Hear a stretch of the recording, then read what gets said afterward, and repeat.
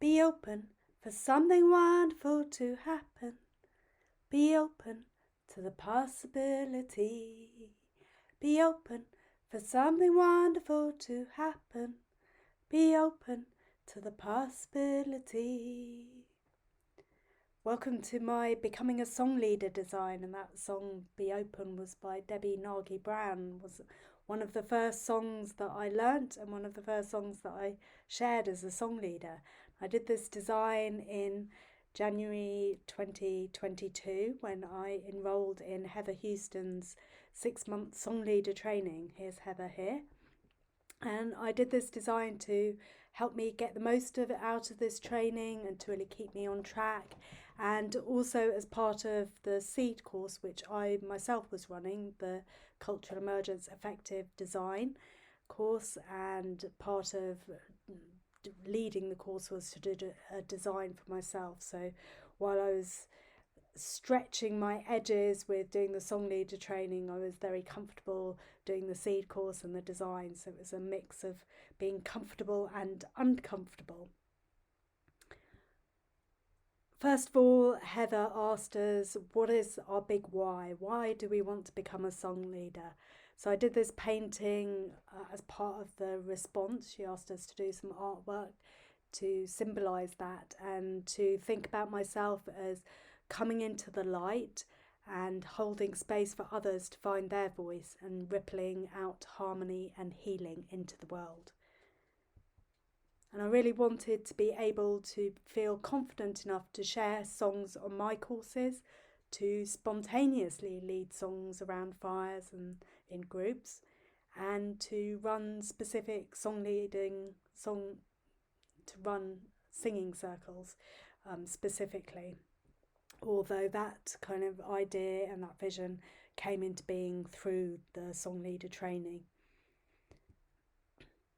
So my vision was to come home to my voice, to bring forth the beauty of my voice, for it to be a nourishing journey for me that ripples out, and to be able to hold space for others to flourish, and in that process to create community. I had lots of helps and lots of resources to support me. My existing facilitation experience of about 20 years, the songs that I already knew, that my peers and everyone else, the cohort of my training. Thinking of singing as a self-care was a way of bringing singing into my daily life. My friend Ruth was running women's circles that I could sing with others there. Heather, of course, was a huge help and resource with all her experience and encouragement. I also had my joy of singing and community singing, and then all my course participants to sing with, and Applewood Permaculture Centre, my home, as a venue to sing there.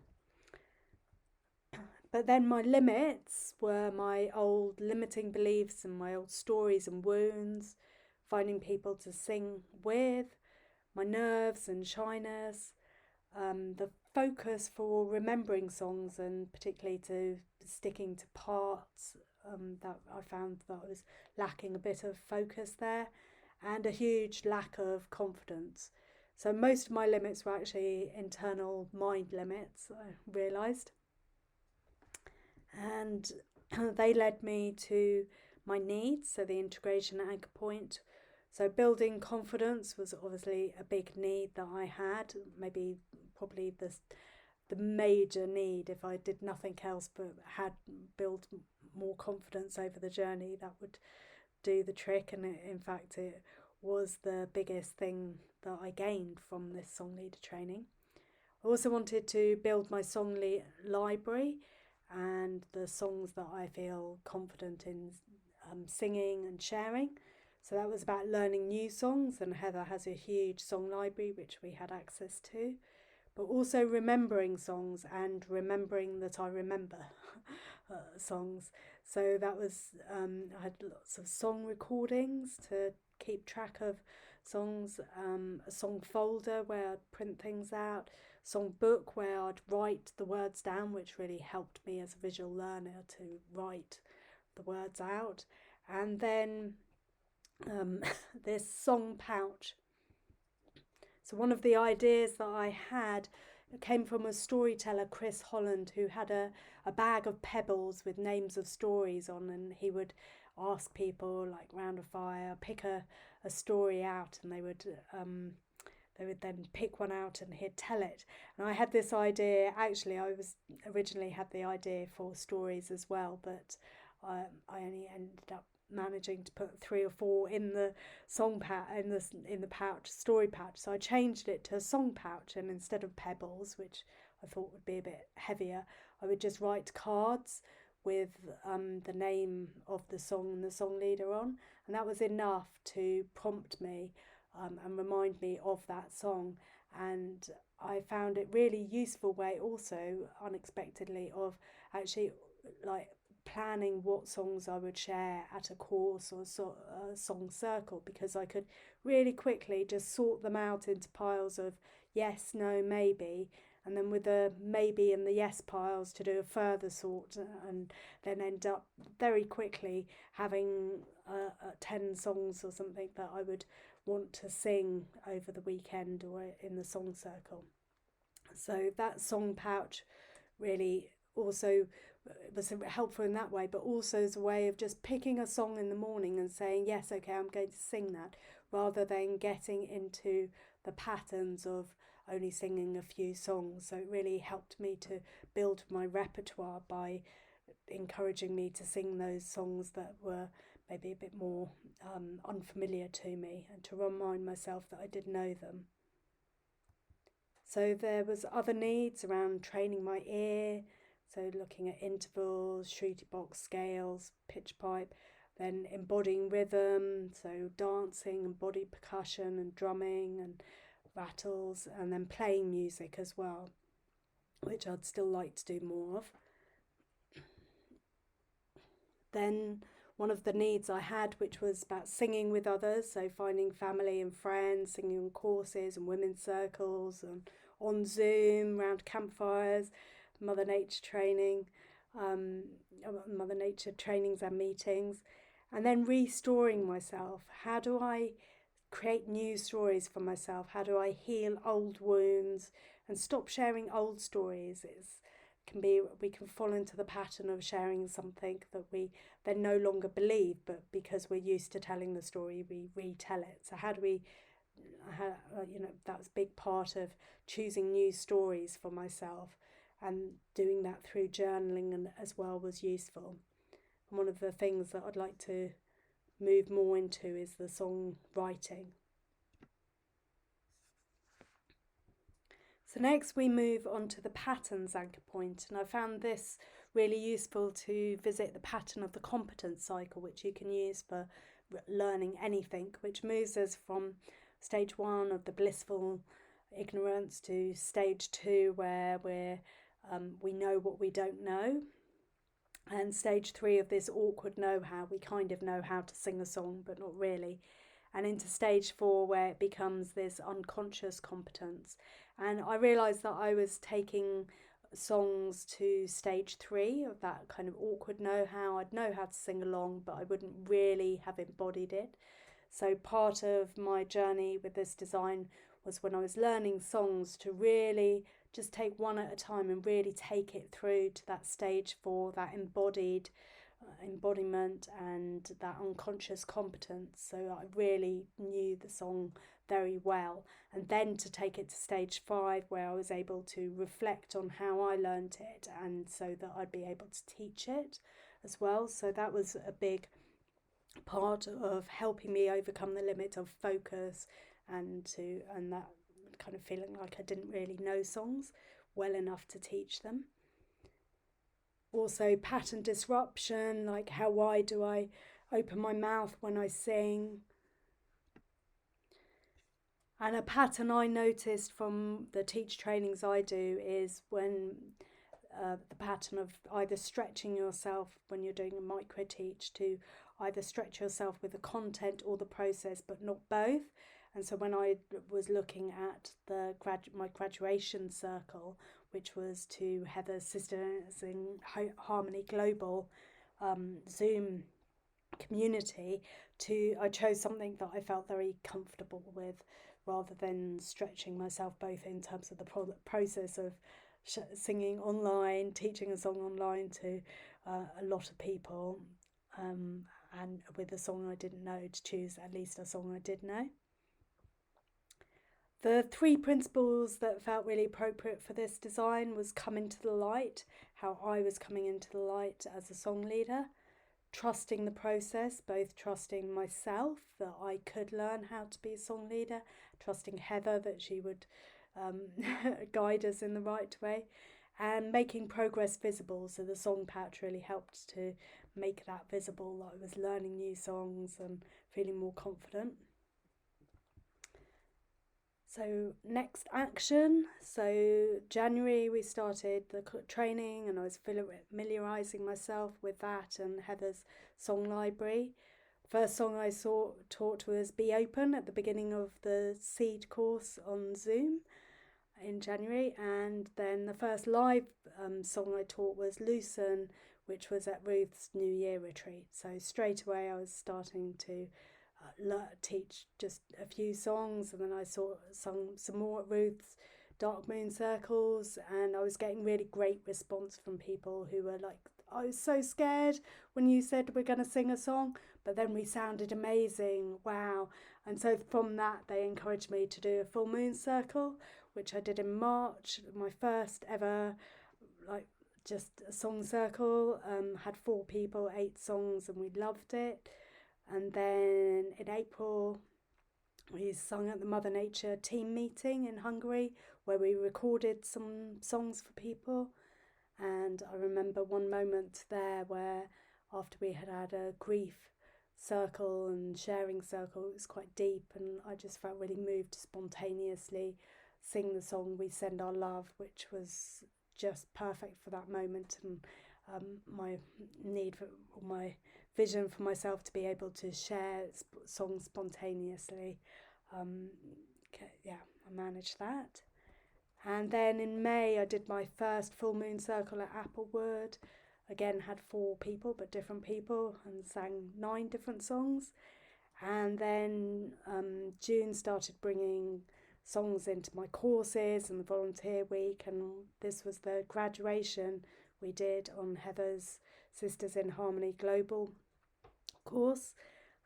And then in July I also sang and taught a song to about 50 people around a campfire at the Resurgence Summer Camp. So there was an open mic, and that felt a huge step in confidence that I was able to do that.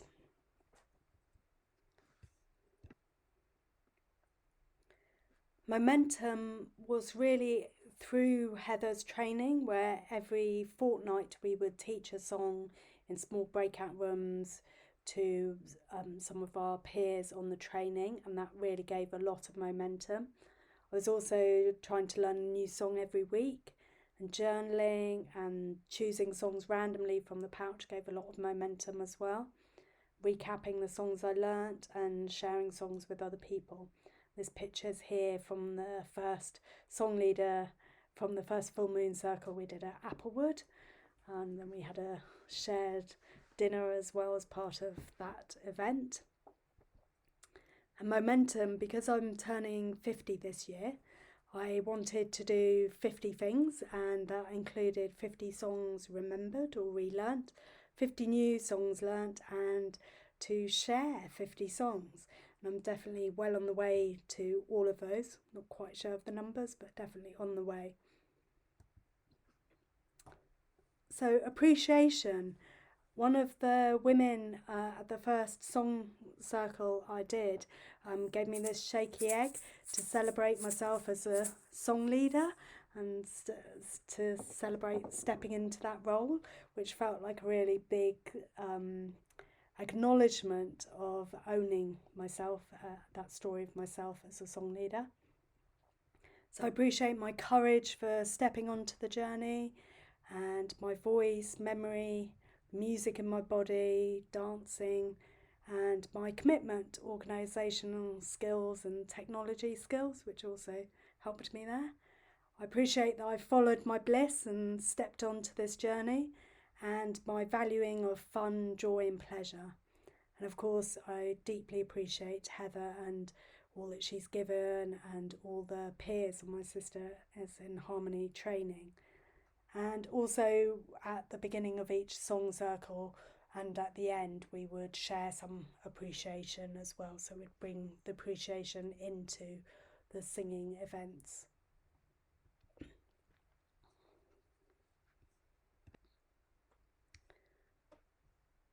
So onto the pause anchor point, and what I discovered was singing is a way of pausing, that singing brings a lot of fun into other activities, the day-to-day domestic tasks such as washing up and cleaning and gardening, and bringing singing into all of that.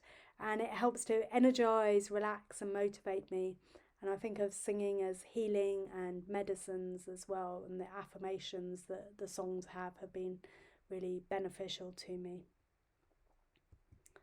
This is my Sisters in Harmony page on Heather's website now, so I'm officially one of the members of her Sisters in Harmony. So I actually managed it, and I did all that I set out to do in my 6-month training. I led songs on courses, I spontaneously led songs, I ran singing circles, and then I also sang online and on podcasts, and I did a workshop at the National Permaculture Festival with my friend Kate, and I interviewed Heather for the Mother Nature podcast as well, which was a nice wrapping up of the year.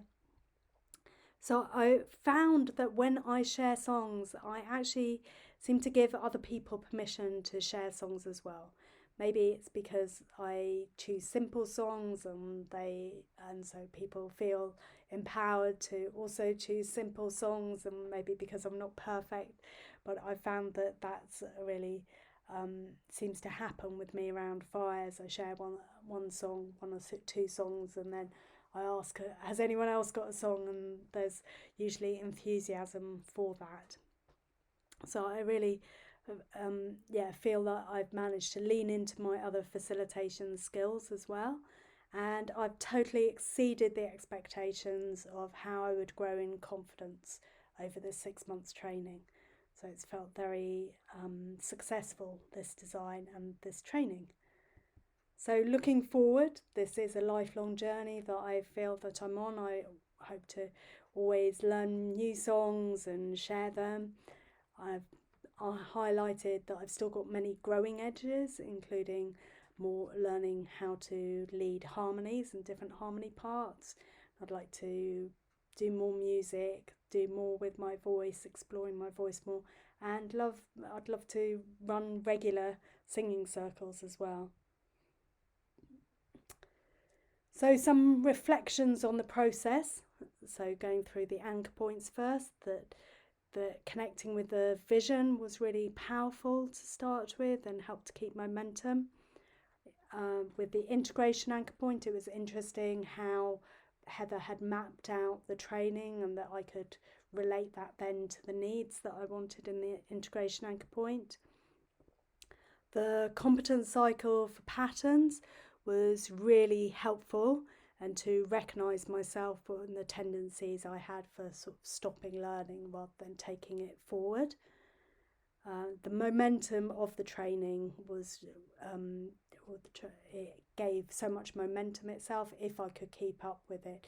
But I did notice that with some of my other peers, that when they weren't quite able to keep up with it, then they kind of just really sort of gave up. A few people gave up because of life problems and things. And that a positive side effect of being involved in this training was that I spent a lot less time faffing around on my computer on Facebook. I didn't make that a limit, but it just happened. And that the needs in the integration and the helps, connecting those up, gave new opportunities.